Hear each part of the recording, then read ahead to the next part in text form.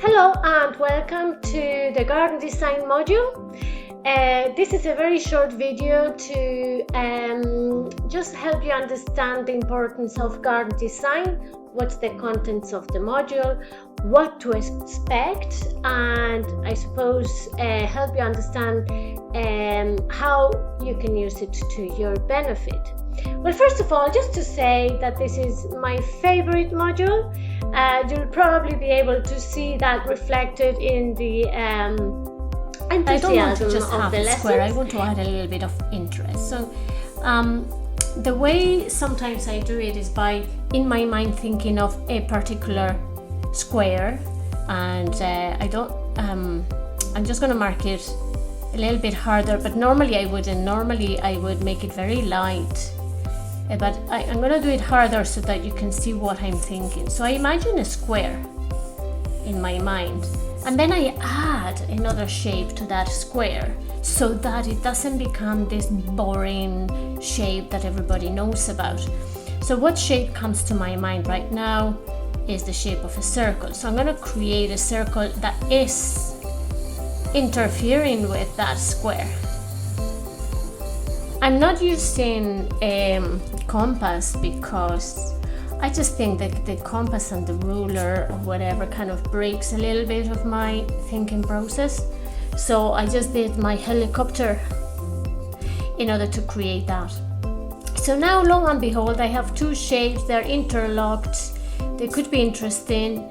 They would give you a little bit of that formality with the straight lines, and then maybe an element of informality, the fact that that's so the transition between here and there could potentially be low growing plants with see-through element, nothing too bulky, and maybe towards that section you could maybe put a few plants, maybe a few plants there.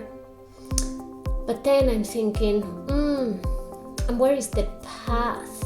You know, the path needs to sort of make sense here. Will I force the path across the lawn? Would I put the path on that side? If so, that's very narrow. So instead of that, I'm going to bring a similar shape of that, but on the opposite side. Okay, so somewhere around there, in this little corner, that's going to be my second patio. Somewhere around there. And in order to reflect what I've done here and mirror it, I'm going to create similar shapes that connect that little patio to my shed, something similar. So now I need to connect those two, and what I do sometimes is just I create one line, just simply one line, and then what I will do is I'll make it double. I'm actually curving it a bit because I think a pad is lovely when it has a bit of movement. Okay, not bad. So at this point, now that I know more or less the journey it's going to take from one patio to the other patio, now I can get a double line. So it obviously needs to start from where the paved section is. So to that effect, I might actually bring it a little bit further out here. Sorry, I'm going to move my hand around. So this isn't the width of the path, I'm just kind of doing a line on the right hand side of that central, and now I'm going to do the other one on the left hand side.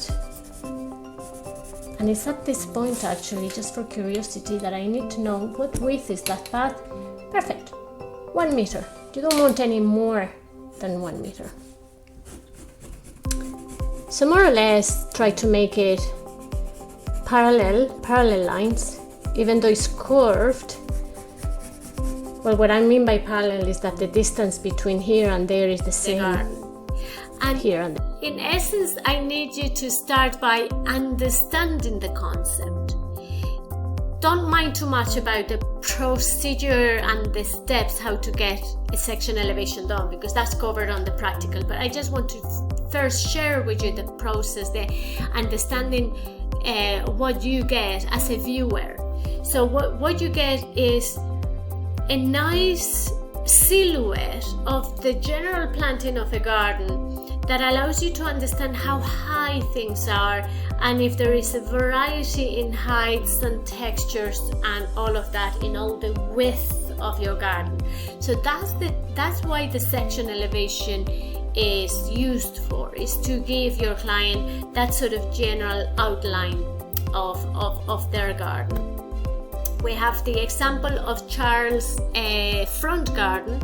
So this is the front part of the house, the same garden, the same house, yeah, but the front. So this area here is the neighbor's garden. This is Charles' garden in the front, and this is the drive.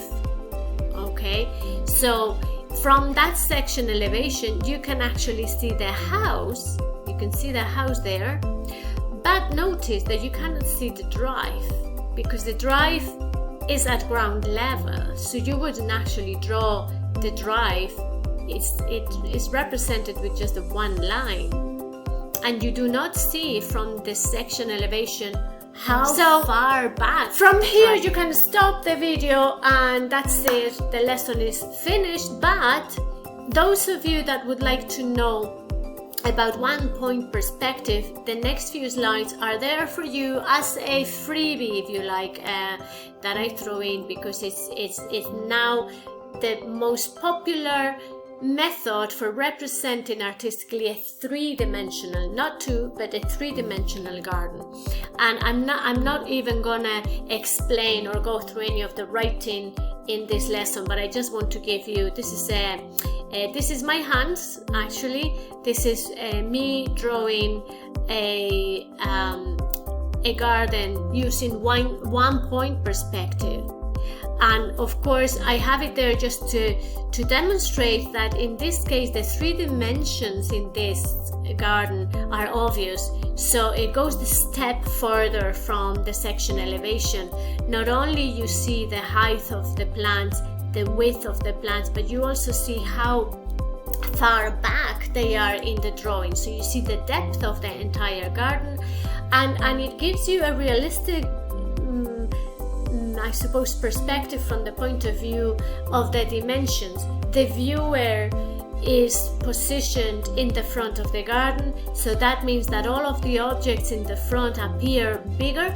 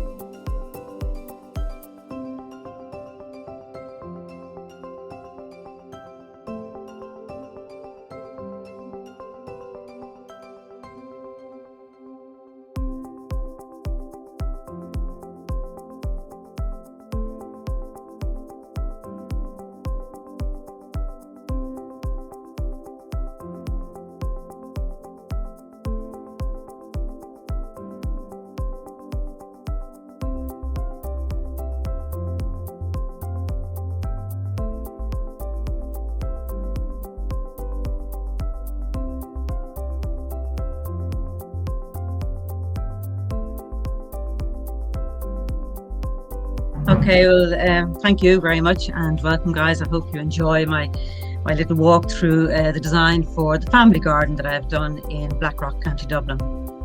Now, my client has a large family and a number of pets, is also a keen gardener, and the family itself has an interest in wildlife.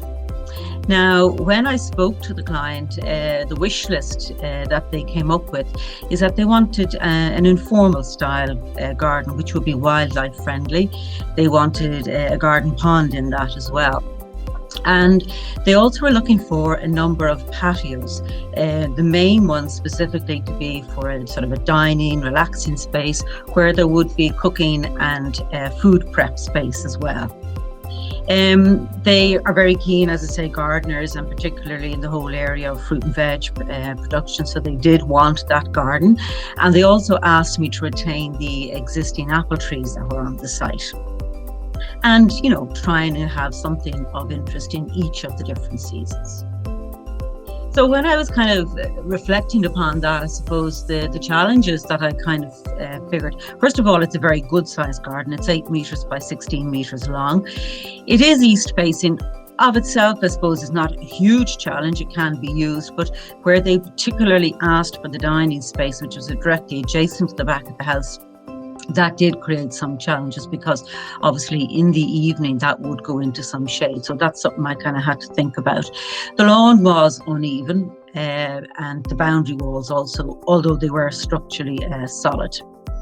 There was also a very unsightly telephone pole, which is outside the boundary and kind of caught the eye. So the client did ask me to see if there was anything that we could possibly do to direct away from that. So the thinking behind my design is really that I was going to sort of work on the diagonal and broaden the horizon. If you look at the actual design itself, you know, as I say, it's a long garden. So I decided, right, let's go and try and chase the sun. Here we have the sun would rise here, come around during the day. So I wanted to try and face out towards this direction. So the patio itself kind of goes on a diagonal line. Some of the beds, the flower beds, the pond go on a diagonal line. The lawn, which is at its widest, is along that diagonal. And all the time trying to create the focus over to this area. The actual pole that I referred to is out here. Hello, so and welcome to Ornamental Horticulture module. This is a very short video just to give you a little bit of an idea of what this module is all about and what you're going to be able to achieve by the time you finish. This is in essence probably the most practical of all the modules that you're going to be doing this year. The fancy name Ornamental Horticulture really just means being a gardener. So this module is all about preparing you to become a good gardener.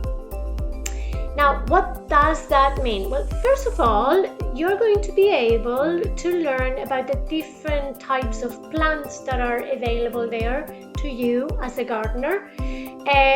Part of the information that you will get here is shared knowledge with the plant identification and use module, where you will be learning the differences between what a tree is from what a shrub is.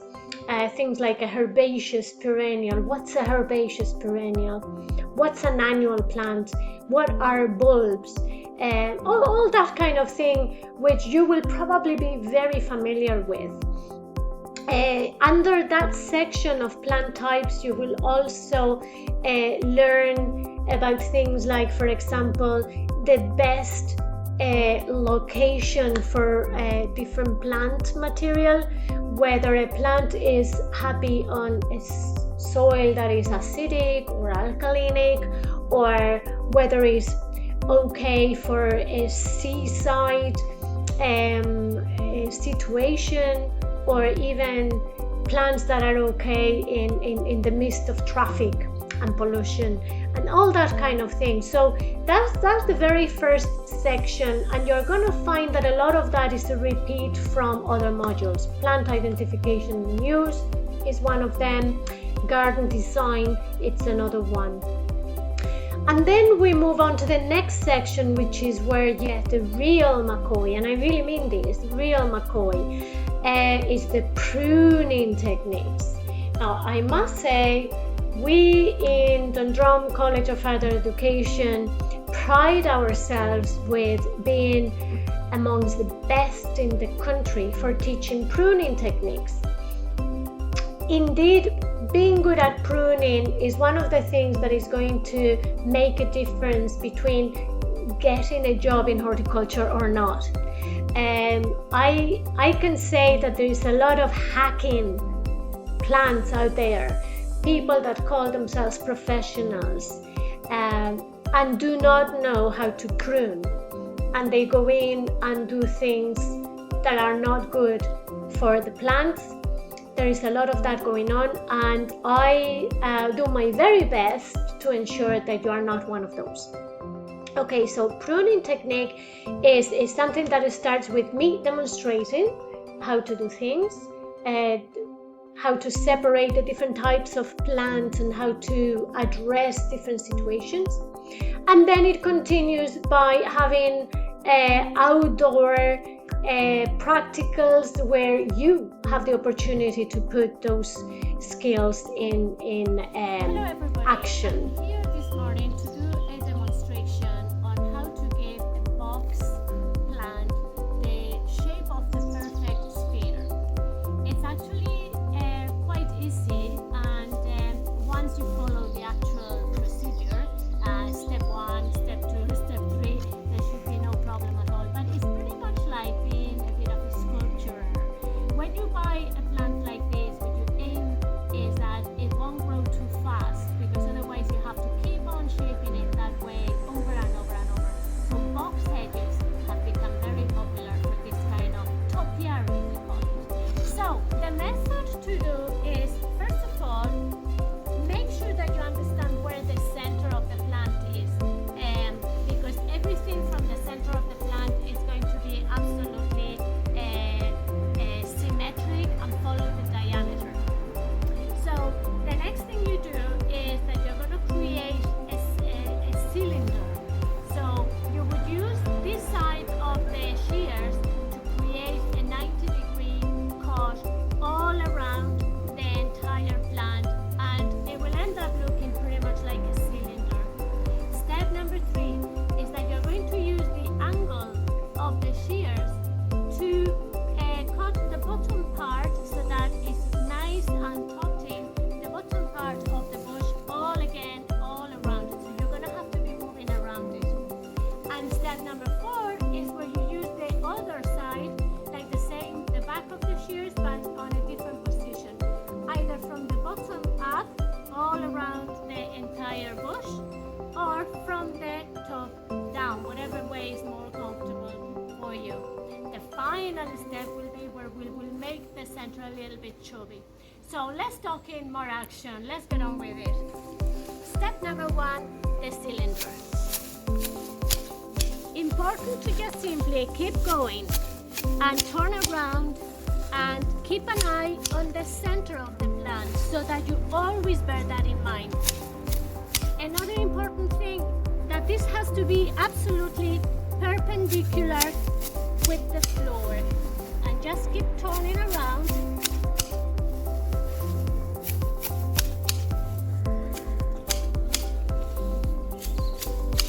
It's beginning to look more like a cylinder, and don't worry about it.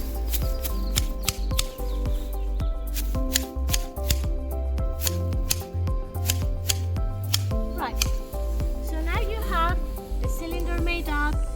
Everything at the top is still sticking out. So step number 2, use that angle to go underneath.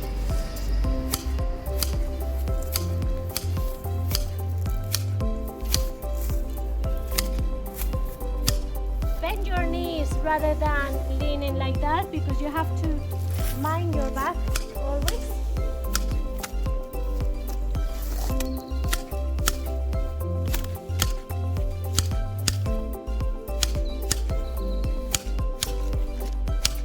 Okay, that's that. Step number 3, we're gonna create that other 45-degree angle, and I'm gonna do it from the top, making sure that I keep an eye on the center of the plant. So always about that angle, and I just keep on turning.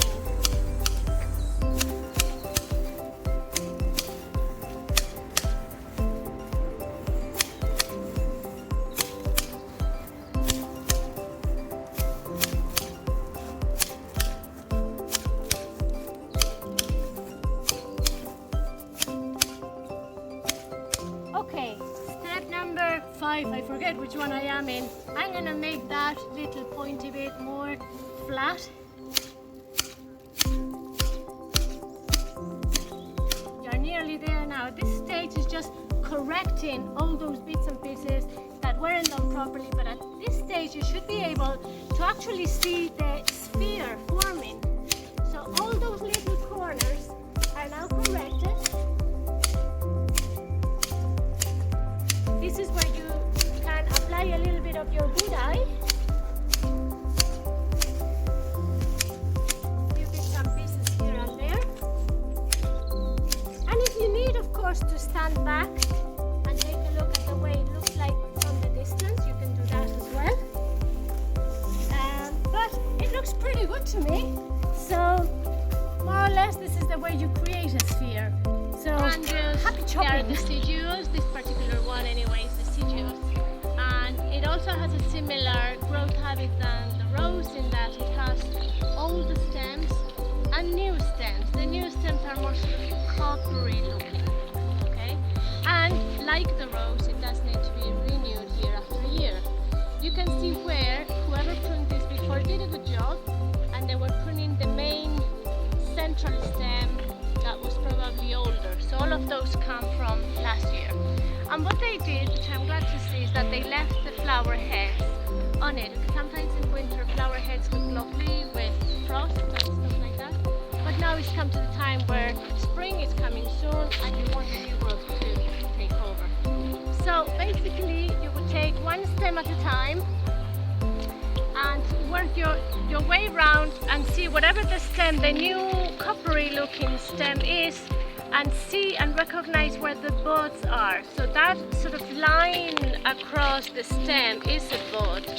We call it an eye, all of them. This one, that one, this one, that one. Okay? So you would count something like 1, 2, maybe 3, between 2 or 3 buds, and you cut above it. So see, if I was to cut here, the new buds will emerge from there.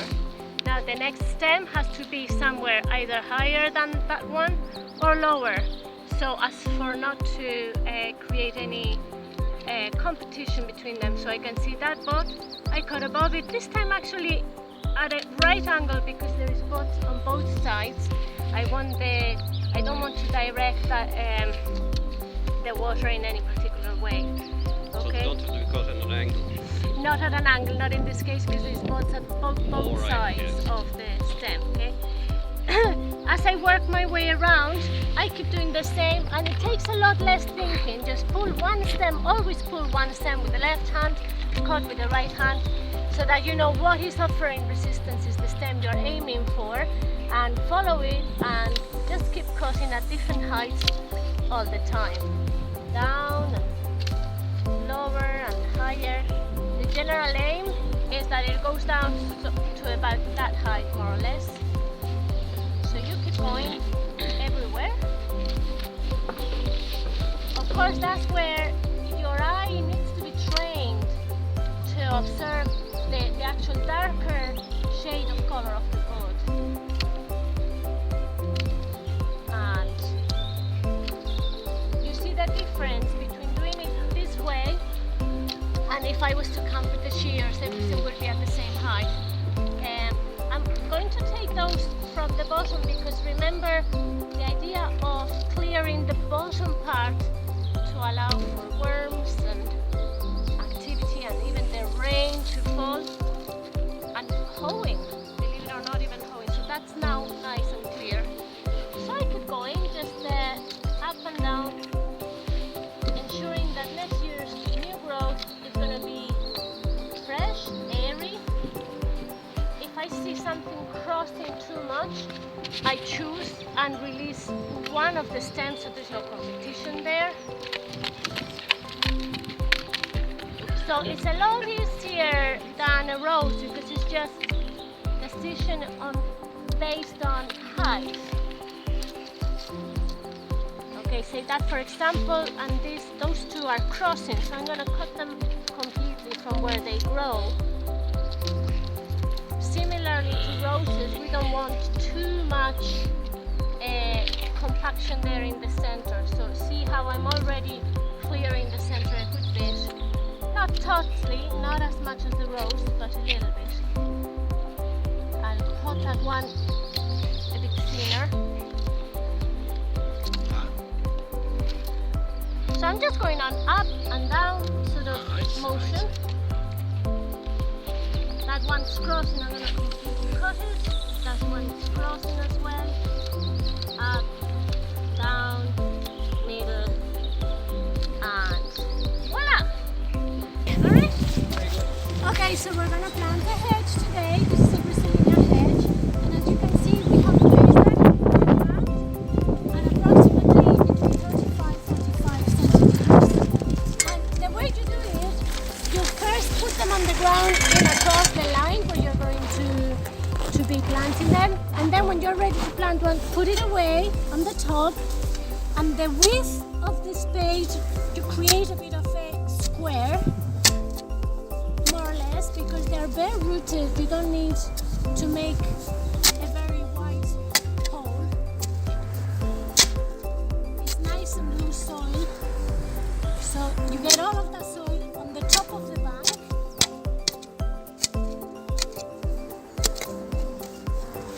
Every now and again calculate the depth. The depth should come to where it was originally growing there, no deeper, okay? So I'd say that's probably about right. I might make it slightly wider, okay? And basically what you do is you make sure that you hold it on a vertical position. That's probably the most important part of planting the hedge. There's no point in planting it at an angle, okay? So as you position it and put the roots right underneath, yeah? By standing here on top of it, you can see it's vertical. So you will know if it's going forward too much or to the back, left, right. So it's kind of nice that this is the correct size for you to position yourself on top of it. And then with your boot, you can fill in the soil, heel it in a little bit now. Don't smash all the roots, just a little bit, and put a bit more of that soil back in. But always keeping an eye on the verticality of the plant, okay? Heel it in again, and that's about right. Then you just make sure that no soil is around the trunk where the bark was. Okay, so you just level the soil a little bit, and then one more push at the back, the front, and that's it. Ready for examples that I have brought to you here. You can see, for example, this is a crocosmia and this is the daisy, and you can see they're very different. So we have, in the case of the daisy, there are individual tiny little flowers in the central part, whereas in the crocosmia we have 1 flower, 2 flowers, 3 flowers, 4 flowers, and they're all sort of arranged in the stem. And then we have yet a different arrangement on this euphorbia flower. Yeah, believe it or not, even though it's lime green, this is a flower. So the flower in this case is arranged, first of all, coming from a main stem, and then single little flowers come out of that main stem. So from that point of view, you will find that sometimes a flower is single, so meaning you have one stem and just a flower on the top, like a rose, for example, is a single flower. Or sometimes you'll have flowers that come on a spike, like the one that I just showed you earlier on with the crocosmia, okay? Or they could be in what we call a raceme. So a raceme would be more like this one, where you have one stem and several side shoots with individual flowers in that side shoot. So that's an example there, the verbascum. Or it could be what we call a panicle. A panicle is where you have several little side shoots with individual flowers in it. Or you could have what we call the zyme, which is a group of flowers at the end of the growing tip. Or You could have this thing called the verticillaster, which there's a clump of flowers along the stem, and then a little bit further up another clump, and another further up another clump. And then we could have what we call the corymb, which was the example of the euphorbia. The corymb, sorry, no, the euphorbia is the umbel, because all the flowers come at different heights, just like in the picture, whereas the corymb, all of the flowers would end up sort of at the same height on the top. I don't have a corymb here as an example, but I do have a panicle. No, a panicle. You can take a look at in your spare time at them, but that's a simple fruit, an example of a simple fruit. These are examples of dry fruits like the sunflower seed or the chestnut, Spanish chestnut, or even corn, so they would be dry fruits. Then we have sometimes fruits that come in a pot, and I did bring an example of that here. Yeah, this is of a peony tree, and it has, this is like a month ago there was a flower, the flower finished, and now it formed into a pod, and if I was to open that pod, lo and behold, there is a seed there. Okay, you can see a few seeds inside the pod, which I would be able to plant. I probably actually will plant them and see. Hello and welcome to the plant propagation module. This is a very short video just to bring you through a little bit of the contents of this module and just to put in perspective what to expect from it. Well, basically this module is designed for those that are interested in using the multiplication of plants as a business. So basically it would be ideal for those that are interested in working as in a nursery or in a garden center, maybe in a kind of market gardening, production of even vegetables. So this gives you a little bit of perspective on multiplying plants. It's also good from the point of view of gardening, because with the knowledge that you gather in this module, you will be able to, I suppose, propagate your own stock and maybe divide plants in one garden and make more of that particular plant, transplant it in another garden. So it's not only necessarily for the business of propagation or the business of nursery stock production, but it's also for your own knowledge and understanding of plants. In this case, it's lovely because it has roots everywhere on the outside and in the inside as well. So the idea is that you put one fork in the middle towards, not exactly in the middle, but towards one side a little bit. Way in. You sometimes need to stand on it. Okay. Then you put the other one back. All the way. So it's like the visor. Yeah. And now as you pull them apart, that's how they ride. You might press it a bit further so you can hear the little cracks. I'm going to move it now towards one edge. Now this soil has been nice and moist, so it's kind of easy, and that's why you should sometimes water it the night before. Sorry, John. No, we watered it yesterday. You did. Oh, you knew exactly the plant that I was going to use for the demonstration. Okay, so I'm going to move towards the other end now. Now, it's not always going to be this nice and easy. Okay, so at this point, you can by hand tease the roots out, and you can see how easy they come apart. Okay? Good work. Right. Alright, so as we leave it there, I'm going to divide the other in two again. And this process ends up loosening all the soil so much that you're going to be able then to do it by hand. So off you go,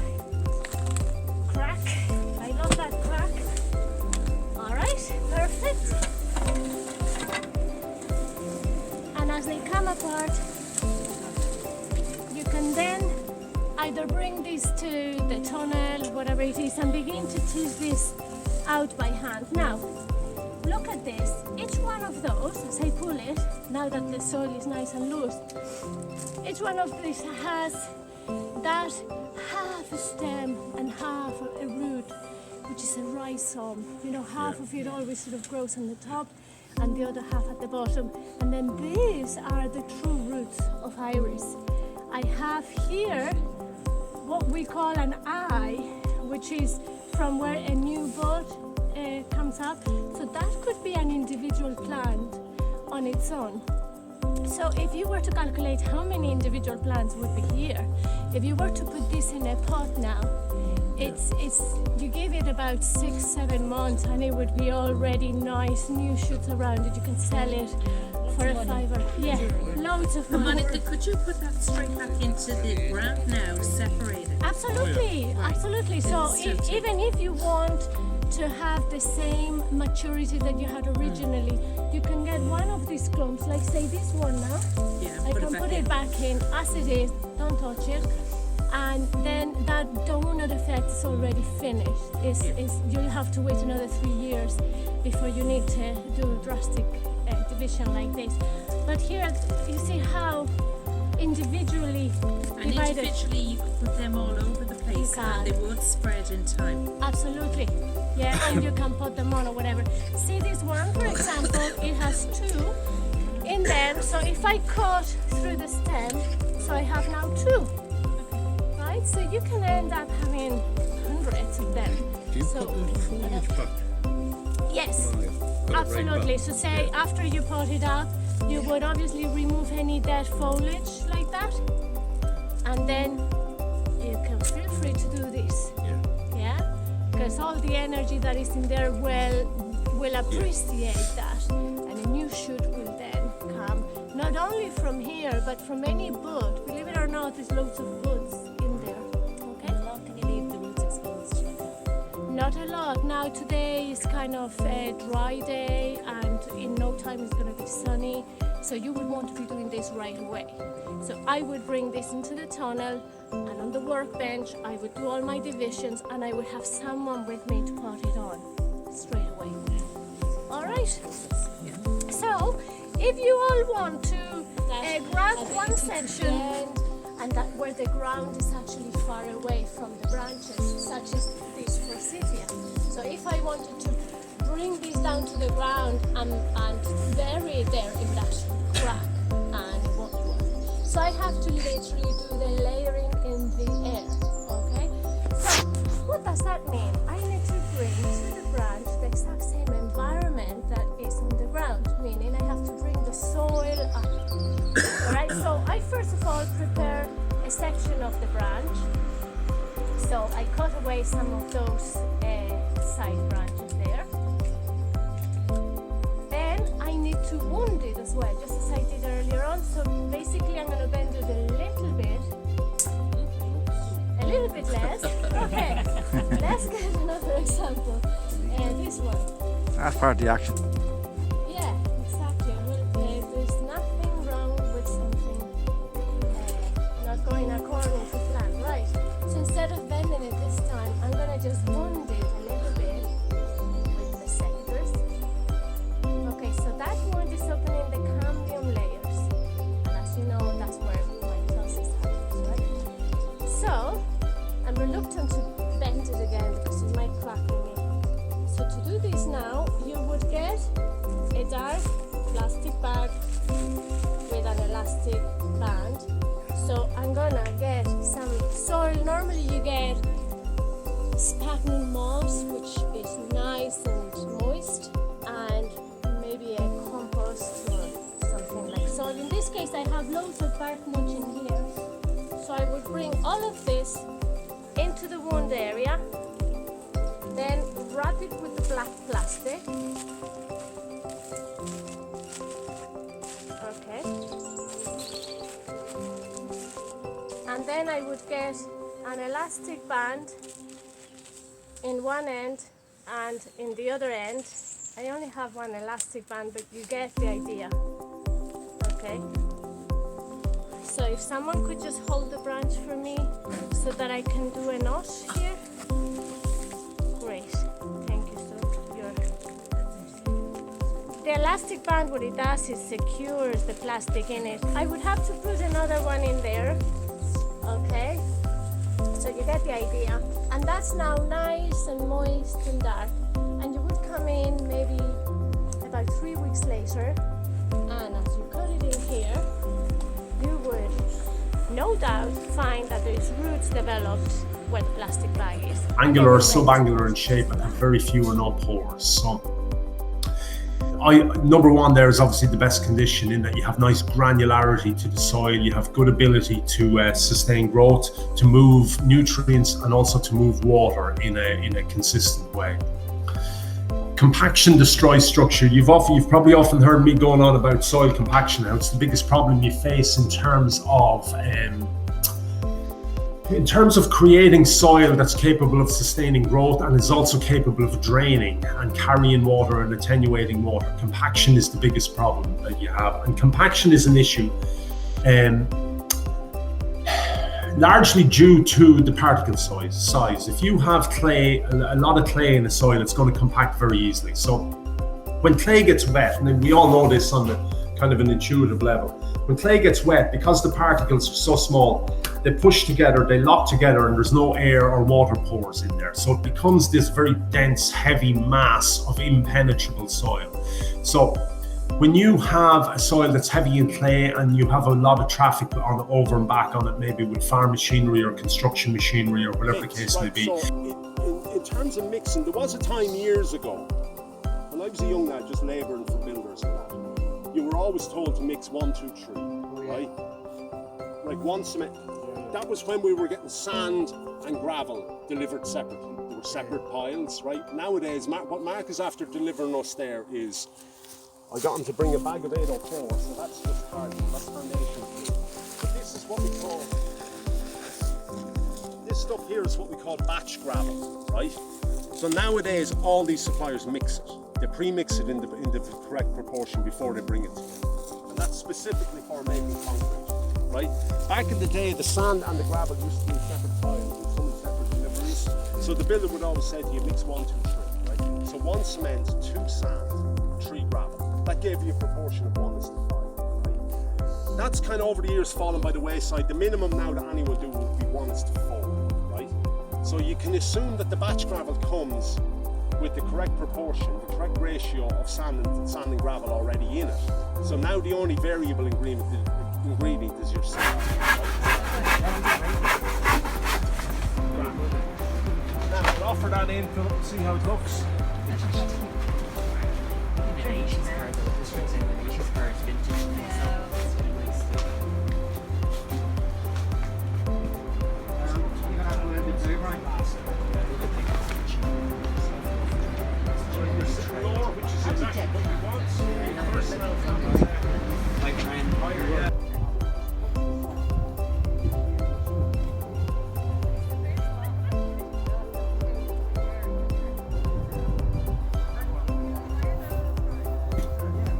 Fado, and I then specialised in vegetation ecology, so looking at habitats and different plants. When I graduated, I was lucky enough that there was a lot of work going around, that I could work freelance as a consultant. Worked on a lot of road building projects, which probably aren't very satisfying from a habitats and ecological point of view, but there was plenty of work around for ecological consultants when I graduated anyway. Then I was lucky enough to go for a job with Aaron Life, so that was the precursor of this Quaeve New Oran project, and I was lucky enough to get that. So I'm based in Galway, but I work on the Aran Islands. So both Aran Life and Quaeve New Oran are projects that we're working with farmers on the 3 Aran Islands. Now, Quaeve New Oran means conserving Aran. So we are an EIP project. So after our LIFE funding with Aran Life, we applied for European Innovation Programme funding. So this is funding through the Rural Development Programme, and it's administered by the Department of Agriculture, Food and the Marine. So there was a big competition for these projects, and these projects are all sort of different in that they're locally led. So they're developed from the bottom up. So it's local conservation groups deciding that they need some funding for certain projects in their area. So I think about 122 projects applied for this funding, and 23 projects were successful. Today is the 16th of January of 2020. The students of horticulture at level 6 are sowing native seeds that come from the Aran Islands. This is part of their assignment for the Sustainable Horticulture module, and we are doing this experiment in conjunction with the Aran Island Wild Seed Native Seed Program, where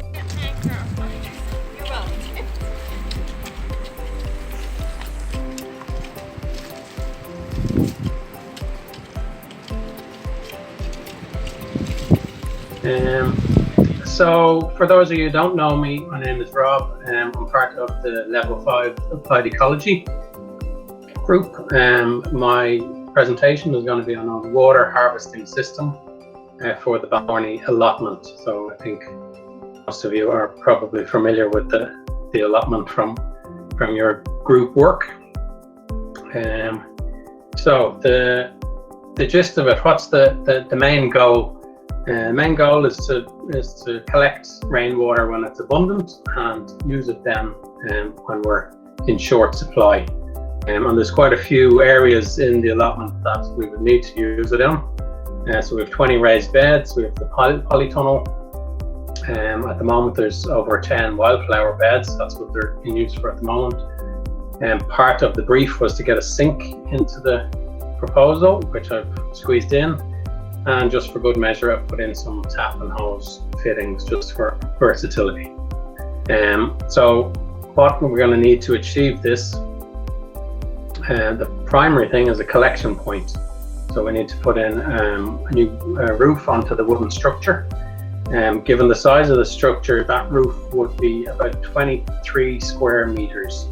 And based on the mean annual rainfall for the area, we would expect that over 17,000 litres of rainwater would impact that roof in a season. Second thing that we want to do is have it gravity fed. Okay, so we're going to use the topography of the land, simple physics to move the water around to where we need it, rather than needing pumps or electricity or any of that type of thing. Points 3 and 4, we want to maximize our collection capacity, so double large tanks. We want to minimize the impacts, so screening for visual impact and subterranean pipe work to minimize trip hazards and freezing potential, that kind of thing. So I'm going to try and give you a kind of idea of what it would look like. Hopefully it bears some resemblance. So we'll take a flight up the hill and save our legs, and as we go we might pick out some features that I've mentioned. So this is our hand wash basin that I mentioned was one of the ideas in the brief. So the idea will be chemical free, so for hand rinsing, tool rinsing, and any water that's used then can be returned to the irrigation, so nothing is wasted or lost. If we move up and have a look, we have our new shiny roof. I've split it into two sections, so essentially we're getting two sources from the one area for the two tanks. Now there's quite an open gutter there near the tree line, so you probably need leaf guards in place just to prevent blockages. Then if we move up to the left here, we'll see our first main tank. and this is supplying one half of the system. So this will supply all of your raised beds and also a new tap unit halfway down the site. If we look over here, we have a trellis structure, and that's going to be used for some of the screening that I mentioned. So we can have climbing plants or possibly fruit bushes just to screen. It also helps to support this supply pipe coming back from the roof, so it's dual purpose. If we look down here below, we see the outlet, the outflow from the main tank. You'll notice that the tank itself is recessed into the ground. So we have access to turn off the supply for that side of the system if we need maintenance or anything. And you'll also see that it means the pipe work starts off and continues below ground. So no trip hazards, and as I said, freezing likelihood is lessened. Over here, we have an outflow pipe from the second tank, which we'll see in a moment. It outflows into the inflow for the first tank. So if that one overflows, do our best to collect that water and not lose it. So we'll swing around now and take a look at this other tank. So this is an existing tank. At the moment it's down the bottom of the allotment, not in use as far as I know. So just to save a few euro, we'd move it up and use it. You can see the supply pipe coming from the smaller side of the roof into the lesser side of the system. This is going to supply the hand wash sink that we saw on the other side of this wall, all the wildflower beds on the way down this side of the allotment, and we have our polytunnel down the end, which needs a supply as well. So we'll zoom in now and take a closer look. We have one of our extra tap and hose connectors just to give extra options, versatility to the system. We have this support, cavity block support. So with this tank full, it's likely to be over a ton in weight. So it needs a secure foundation. It also needs to be elevated because the sink is just quite close to it. So to achieve that gravity feed, we need elevation there. It's also going to have the purpose of you have the cavities here. So we use that to create a bug hotel, increase biodiversity. And you're right beside your fruit bushes potentially, so it can help pollination. So we will shuffle our way across and get a look down the allotment. You'll see the individual isolation valves. So you can have differing planting schemes, thirsty ones and not thirsty ones, and it can be accommodated for whatever people need. They can adjust the supply to their bed.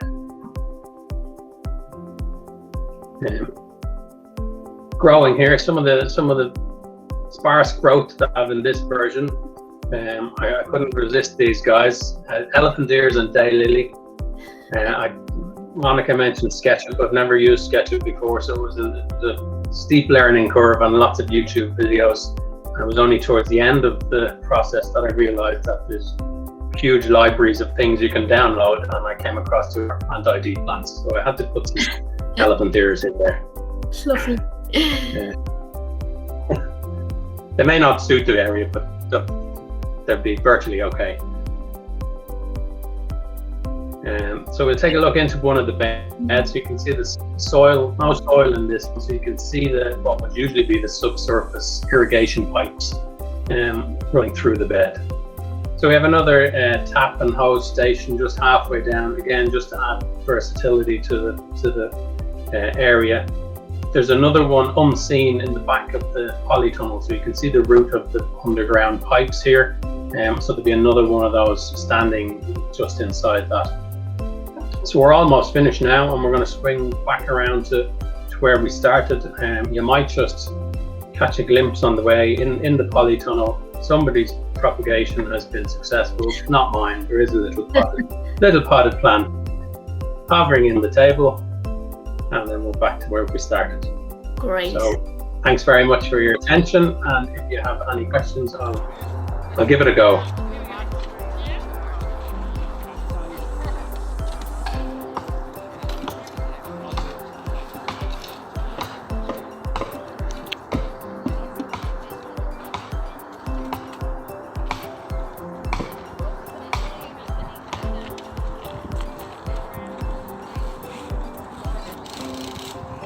Fruit and vegetable. The two names that are important for you to remember would be Gertrude Jekyll and William Robinson, because they introduced a very naturalistic way of gardening, always imitating nature, moving away from the traditional formality of England. And one example of that today in Ireland is actually Mount Usher Gardens.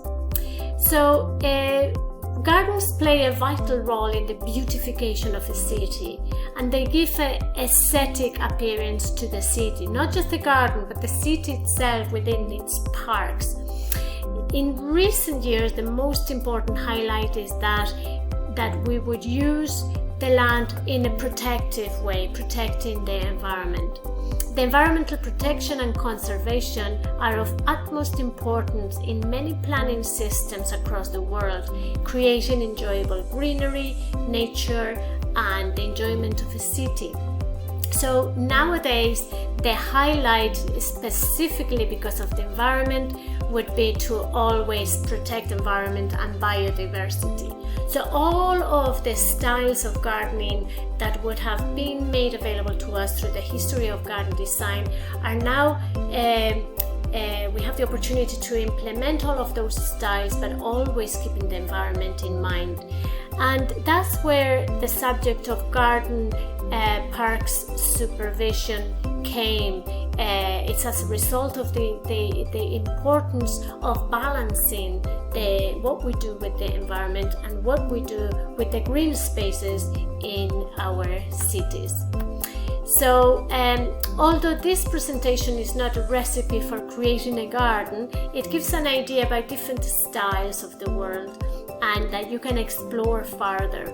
Garden plays a vital role in the aesthetic appearance of the cities and towns and various elements, and we can use the natural materials like rock and plants and whatever not in order to create all of these gardens. So here are some photographs of different styles, just to give you that combination of different gardens and in order to create a bit of inspiration for your designs. And so with this, the Alhambra in Granada, you can see how the kind of areas of just around the courtyard are designed in order to create shade, and you can see the brightness by the sun. So that's the Alhambra, and you can see a lot of the decoration and the artistry on the columns and that.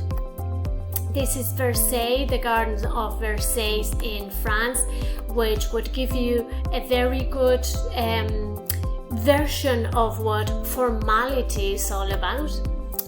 Very difficult to maintain, as you can imagine. Another picture of Versailles, you can see the amount of hedging that needs to be clipped constantly. This one is what someone interpreted the hanging gardens of Babylon to look like. It's like an oasis in the middle of the desert. This is an example of a Zen garden, very simplistic, just gravel and moss. Let me see. Another example of a Zen garden. Gertrude Jekyll with some of those paths, wildflowers, herbaceous perennials. Again, another example of Jekyll's style, which you can see in the Mount Usher Gardens. This is a Robinsonian style. Victorian gardens, which, as I said, they include the ornamental part of the garden, the water part of the garden, and then also the edible part of the garden. And then the Italian Renaissance, similar to the gardens of Versailles in France. And this is the Italian beautiful pond, the use of water in Italy. Okay, Japanese style gardens using the cherry trees, always water being present, and Japanese maples, and the courtyard of a Japanese design. Another Japanese garden with topiary. And this is the very typical Moorish style that has that element of water and symmetry and structures in the garden. Moorish style using tiles and mosaic type of and columns, and sort of the type of plant that encourages the feel of being in a little oasis in the middle of the desert. Moorish style gardens. And this is the nice photo of the Taj Mahal in India, again with that very strict symmetry and water. This is a typical Cordoba garden in the south of Spain, with all the blue always reflecting the blue of the sea, and the red sort of rustic color of the clay. And Mexican style gardens that would be very orangey and yellow and cactusy like styles. And basically that's a little bit of an injection of different garden styles that are available for your inspiration. And with that, I'm hoping that you will open the door to investigating further on the different styles of garden designs, and indeed that you will use that investigation in order to equip yourself with the suitable style that will enhance your garden design practice. So with all of that, I must say thank you for listening to all of these lessons on the garden design, and I certainly hope that as a result of this module that there would be really good garden designers coming out and being part of the very small community of garden designers in Ireland. So if there are any questions, I'm sure you can take note of them, and I'll be very glad to answer them in the Google Meet. See you then.